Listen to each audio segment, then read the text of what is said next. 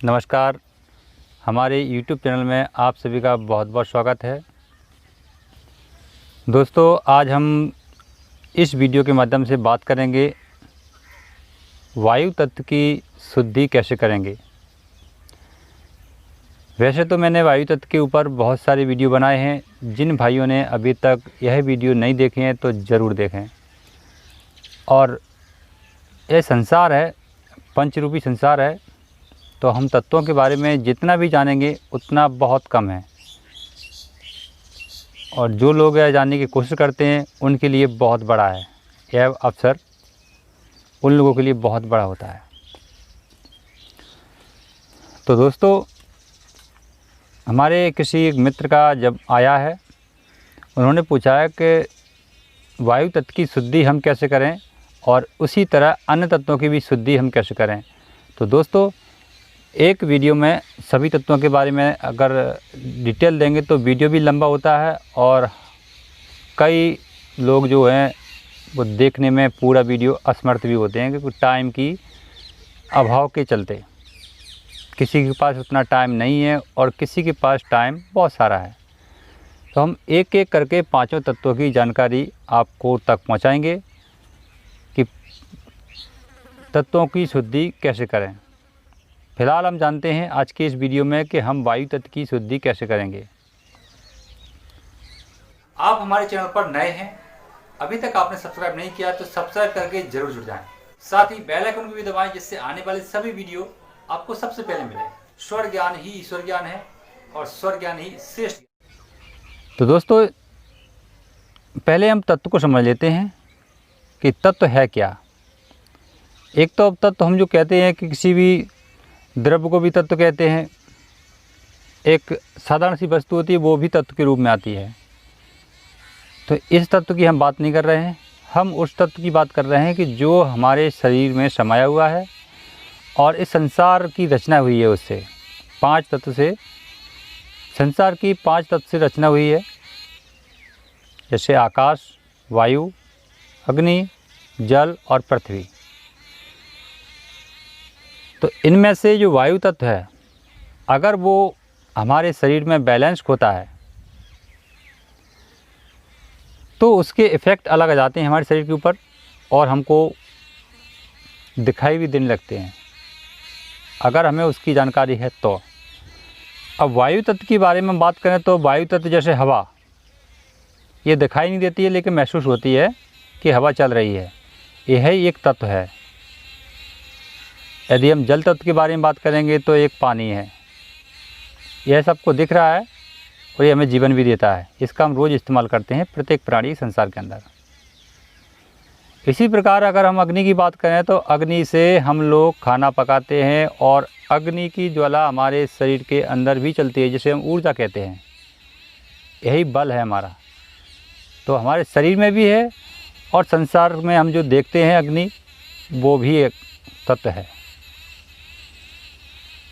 अगर हम पृथ्वी की बात करें तो उसके ऊपर तो हम लोग आनंद ले रहे हैं, चल रहे, फिर रहे, घूम रहे और उसका इस्तेमाल भी कर रहे हैं। यदि हम आकाश की बात करें तो आकाश जैसे खुले मैदान में, आकाश एक शून्य है, गोल आकार में शून्य है, उसके अंदर सारे संसार की रचनाएं हैं। उसी के अंदर कोई चीज़ घुस सकती है और आ जा सकती है, जीवन व्यतीत कर सकती है, तो ये आकाश है। जो वायु है, अब वायु की शुद्धि कैसे करना है। वायु तत्व जब हमारा खराब होता है तो वायु की पांच प्रकृतियां हैं, उन्हीं पर ये लागू होता है। जैसे दौड़ना, चलना, फिरना, गांठ बांधना, फैलना, सिकुड़ना, ये पांच प्रवृत्ति हमारे वायु तत्व की हैं। यदि हमारा वायु तत्व अगर शरीर में कमज़ोर हो जाता है, नीचे ढल जाता है, तो ये इन पर इफ़ेक्ट उल्टा प्रभाव करता है। उन जैसे हमको दौड़ने में प्रॉब्लम होगी, चलने में प्रॉब्लम होगी और कोई बात हमारे मन में हजम नहीं होगी, हम सुनते ही दूसरों को बकना चालू कर देंगे। किसी भी प्रकार का बिजनेस हमने जो बनाया है मेहनत करके, झूठ बोल के, या हमने धोखा करके किसी के साथ में इकट्ठा करके वो बिजनेस को बढ़ाया है, तो वो बिजनेस एक पल में झटके में सफाया हो जाएगा। तो ये होते हैं वायु तत्व के प्रभाव उल्टे। इससे क्या होती है कि हमारे वायु तत्व की जो शुद्धि है वो अशुद्धि में बदल गई है। ये इसकी पहचान की प्रक्रिया है। यदि वायु तत्व अच्छा है तो इन पर वो बढ़त कर देगा। तो इस प्रकार से हम अनुमान लगाएंगे कि हमारे अंदर वायु तत्व की बढ़त अच्छी है। ये इसकी पहचान खास है। यदि अब शुद्धि करना है, जैसे हमको मालूम चल जाए कि हमारे इन 5 प्रकृतियों में ये वायु तत्व नीचे की ओर लेके जा रहा है, या किसी में से किसी भी एक प्रकृति में से नीचे की ओर ढल रही है, जैसे हम दौड़ नहीं पा रहे हैं। देखिए, इसमें वृद्ध अवस्था को नहीं जोड़ा जाता है, लेकिन जवानी अवस्था में अगर ऐसा होता है तो ये दुर्भाग्य है हमारा। तो जब हमारा वायु तत्व दूषित हो रहा है और ये हमको प्रकृतियों के द्वारा मालूम चल जाता है, तो उसकी शुद्धि कैसे करेंगे?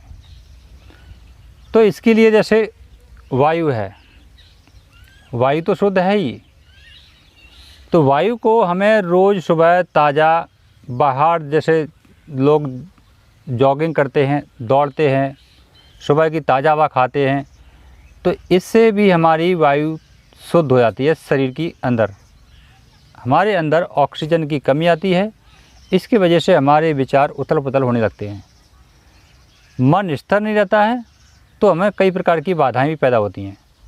इसलिए हमें सुबह वायु तत्व की शुद्धि के लिए सुबह सुबह जॉगिंग पे जाना चाहिए, अगर आपके अंदर कोई 5 प्रकृतियों में से कमी दिख रही है तो। दूसरा है इसमें कि वायु के काम क्या हैं। जैसे वायु विचार को लाता है मानव शरीर के अंदर और विचार को लेके जाता है, तो हमें बस झूठ बोलना बंद कर देना चाहिए।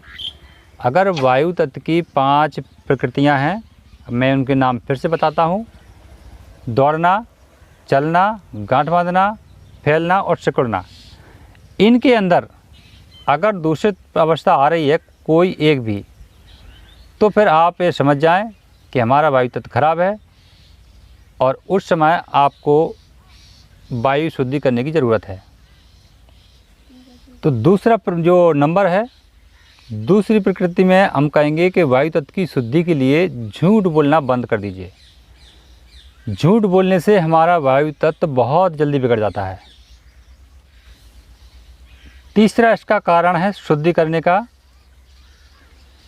वो है वायु तत्व जब हमारा खराब होता है तो जो हमारी चतुराई होती है, हम किसी भी काम में एक अच्छी चतुराई दिखाते हैं, उस चतुराई को इतनी भी मत ऊपर लेके जाओ कि देखने वाले लोग आपको ये कहें कि ये व्यक्ति अपने आप को ज़्यादा ही समझदार समझता है। तो यहाँ पर देखने वाले लोग आपकी बुराई पैदा करेंगे। तो किसी भी समय कोई भी काम कर रहे हैं, उस समय आपको अपनी चतुराई लोगों के अनुसार ही सीमित रखना है, जितने लोग चाह रहे हैं। जैसे एक कलाकार आदमी किसी स्टेचू को बनाता है, फ़ोटो को बनाता है, प्रिंट करता है, तो उस प्रिंट में अगर वो उसके बाल, जैसे कि हमारे बाल ऐसे दिख रहे हैं इस प्रकार से, अगर वो इस प्रकार से ना करके थोड़े और बड़ा कर दे चित्र में, तो इसे भद्दी हो जाएगी, और यहाँ देखने वाले लोग इसको बनाने वाले की तुलना जो है एक ख़राब रूप में कर देंगे कि इस व्यक्ति ने इस फ़ोटो को बिगाड़ दिया है। इसी प्रकार से अगर हम चतुराई को ज़्यादा लंबी खींचते हैं तो देखने वाले लोग उस व्यक्ति की बुराई चालू कर देते हैं, बुराई करना चालू कर देते हैं। तो ऐसी हमें भी ध्यान रखना चाहिए। ऐसा हम अगर ध्यान रखते हैं तो हमारा वायु तत्व ऑटोमेटिकली शुद्ध हो जाता है। चौथे क्रिया में हम कहेंगे कि वायु तत्व, हमारा वायु तत्व का जो स्थान है वो है उत्तर दिशा में। तो उत्तर दिशा में हमें ध्यान रखना है कि हमारा सर उत्तर दिशा में नहीं होना चाहिए। ऐसा करने से हमारा वायु खराब हो जाता है। अगर हम इन छोटी छोटी बातों का ध्यान रखते हैं तो हमारा वायु तत्व शुद्ध हो जाता है और हमें पूरा अपने जीने का आनंद देता है। दोस्तों, वायु तत्व के बारे में हम और बातें करते रहेंगे चैनल पर।